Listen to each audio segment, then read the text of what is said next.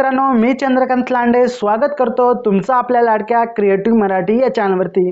तर पहा, आजच्या व्हिडिओमध्ये आपण अभ्यासणार आहोत SYBA इकॉनॉमिक्स म्हणजे अर्थशास्त्र सेमिस्टर 2 ची प्रश्नपत्रिका आपण आजच्या व्हिडिओमध्ये अभ्यासणार आहोत। परंतु आजच्या व्हिडिओमध्ये पुढे जाण्याच्या आधी आपण जर लाडक्या क्रिएटिव्ह मराठी या चॅनलवरती जर नवीन आला असाल तर नक्कीच क्रिएटिव्ह मराठी आपल्या लाडक्या यूट्यूब चॅनलला सबस्क्राइब करून बाजू बेल आयकॉन दाबायला विसरू नका, कारण आपल्या चॅनलवरती अत्यंत महत्त्वाचे स्टडी मटेरियल पाहायला मिळतात। तर पहा, आजच्या व्हिडिओमध्ये आपण पाहणार आहोत SYBA अर्थशास्त्र सेमिस्टर 2 च्या प्रश्नपत्रिकेमध्ये आपण 70 मार्काचा पॅटर्न अभ्यासणार आहोत। किती मार्काला कोणता प्रश्न असणार आहे, त्याचबरोबर IMP प्रश्न देखील आजच्या व्हिडिओमध्ये समजून घेणार आहोत।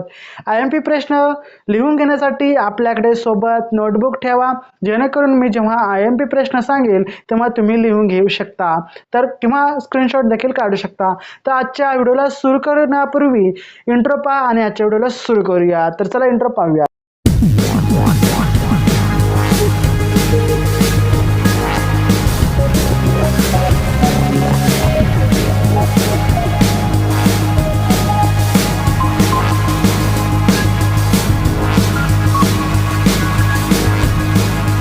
तर पहा, इंट्रो आपण पाहिला आहे। तर आपण आता महत्त्वाची माहिती म्हणजे IMP प्रश्न लिहून घेण्यासाठी नोटबुक हातात घ्या, पेन घ्या आणि मी IMP प्रश्न सांगतो ते लिहून घ्या।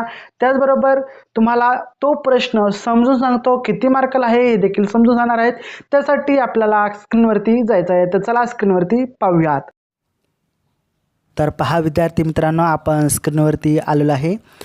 आपल्याला इथे पाहायला मिळतं SYBA economics micro economics second म्हणजे सेमिस्टर आपलं दुसरं आहे, इथे चौथं आहे म्हणजे SYBAचं आपलं सेकंड सेमिस्टरची प्रश्नपत्रिका आहे। यामध्ये आपला वेळ आहे 2.5 तासाचा, त्याच्यामध्ये काही सूचना दिलेल्या आहेत आणि एकूण गुण आहे आपल्याला 70। तर याच्यामध्ये सूचना काय दिल्या आहेत ते पाहूयात। सर्व प्रश्न सोडविणे आवश्यक आहेत। उजवीकडील अंक प्रश्नांचे गुण दर्शवितात आणि आवश्यक त्या ठिकाणी आपल्याला आकृती काढायला सहमती आहे।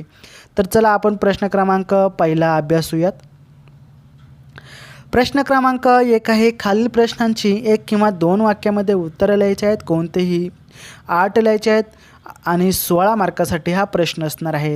याच्यामध्ये समग्रलक्षी आर्थिक धोरणाची व्याख्या लिहायची आहेत। ब, रोख शिल्लक दृष्टिकोन कोणत्या अर्थशास्त्रज्ञांनी मांडला। क आहे, व्यापार चक्र म्हणजे काय। ड, चलनाविषयक धोरणाची 2 गुणात्मक साधने सांगा। ई, चलन संकोचाची व्याख्या लिहा आणि मागणी याबद्दल माहिती लिहायची आहे। चलनाविस्तार म्हणजे काय हे लिहायचं आहे। पैसा म्हणजे काय याबद्दल माहिती लिहायची आहे। तर या ठिकाणी IMP प्रश्न आपण जाणून घेऊयात। समग्रलक्षी आर्थिक धोरणाची व्याख्या लिहा। व्यापार चक्र म्हणजे काय, चलनविषयक धोरणाची 2 गुणात्मक साधन, चलन संकोची व्याख्या लिहा। त्याचबरोबर पैसा म्हणजे काय। हे 5 आपल्याला IMP प्रश्न आहेत, हे लिहून घ्या। मागच्या वेळेस देखील विचारले गेले होते, हे देखील ह्या वेळेस देखील तुम्हाला विचारले जाऊ शकतात, त्यामुळे लिहून घेण्याचे प्रयत्न करा। चला प्रश्न क्रमांक त्यातीलच पुढचा प्रश्न पाहूयात।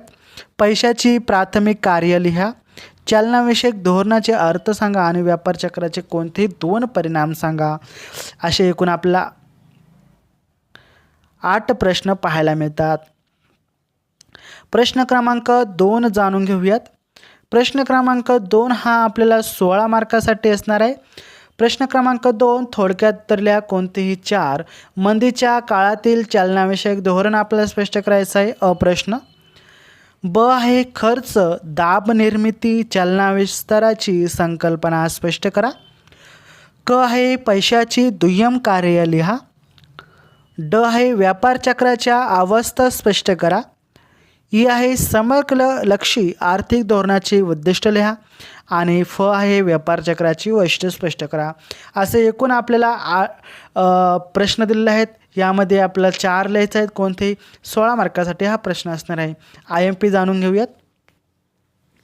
यामध्ये मंदीच्या काळातील चलनाविषयक धोरण स्पष्ट करा, पैशाची दुय्यम कार्य लिहा, व्यापार चक्राच्या अवस्था स्पष्ट करा, त्यानंतर व्यापार चक्राची काही वैशिष्ट्ये असतील ती स्पष्ट करा. हे 4 आपल्याला IMP प्रश्न आहेत. लिहून घ्या अथवा स्क्रीनशॉट देखील तुम्ही काढू शकता. खूप महत्त्वाचे हे प्रश्न आहेत. 16 मार्कासाठी प्रश्न क्रमांक 2 आहे. प्रश्न क्रमांक 3 पाहूयात. तर प्रश्न क्रमांक 3 आहे, खालील प्रश्नांची 100 शब्दामध्ये कोणतेही 3 प्रश्न लिहायचे आहेत आणि प्रश्न क्रमांक 3 हा 18 मार्कासाठी दिलेला आहे. पहिला प्रश्न आहे प्रश्न क्रमांक 3 मधील रिझर्व्ह बँकेची पैशाच्या पुरवठ्याची मापके स्पष्ट करायची आहेत. ब आहे व्यापार चक्राची कारणे लिहा. क आहे फिलिप्स वक्र संकल्पना स्पष्ट करा. केन्सनचा व्यापार चक्राविषयी सिद्धांत थोडक्यात लिहा. असे एकूण आपल्याला 4 प्रश्न आहेत. 4 पैकी कोणतेही 3 प्रश्न आपल्याला सोडवायचे आहेत आणि 3 प्रश्न हे आपल्याला 18 गुण देऊन जातात. यामध्ये IMP प्रश्न आपण पाहूयात. तर पहा, IMP प्रश्न आहेत, रिझर्व्ह बँकेची पैशाची पुरवठ्याची मापके स्पष्ट करा. केन्सनचा व्यापार चक्राविषयी सिद्धांत थोडक्यात लिहा. असे हे 2 प्रश्न आपले IMP प्रश्न असणार आहेत. लिहून घ्या अथवा स्क्रीनशॉट काढा. खूप महत्त्वाचे प्रश्न आहेत. प्रश्न क्रमांक 4 आहे आपला शेवटचा, जो की आहे खालील प्रश्नांची 200 शब्दामध्ये उत्तर लिहायचे आहेत. कोणतेही 2 लिहायचे आहेत.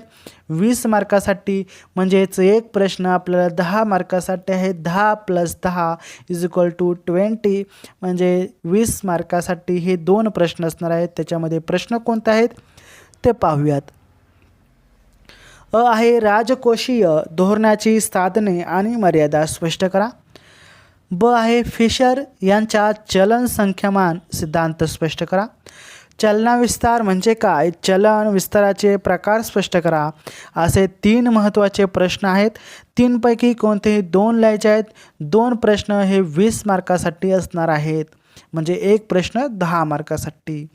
आता आपण IMP प्रश्न जाणून घेऊयात. IMP प्रश्न आहे राजकोषीय धोरणाची साधने आणि मर्यादा स्पष्ट करा. त्यातीलच क आहे चलनाविषयक म्हणजे चलनविस्तार म्हणजे काय, चलन विस्ताराचे प्रकार काय आहेत ते स्पष्ट करायचे आहेत. हे 2 आपल्याला IMP प्रश्न असणार आहेत. हे लिहून घ्या अथवा स्क्रीनशॉट काढा. खूप महत्त्वाचे प्रश्न आहेत. मागच्या वेळेस देखील विचारले गेले आहेत, यावेळी देखील विचारले जाऊ शकतात. व्हिडिओ आवडला असेल तर लाईक, कॉमेंट, शेअर करा. जास्तीत जास्त विद्यार्थ्यांना शेअर करा. त्यांना देखील अभ्यास करू द्यात. व्हिडिओ आवडला असेल तर शेअर करा. आपण देखील भेटूया पुढच्या व्हिडिओमध्ये. तत्पूर्वी जय हिंद, जय महाराष्ट्र, वंदे मातरम.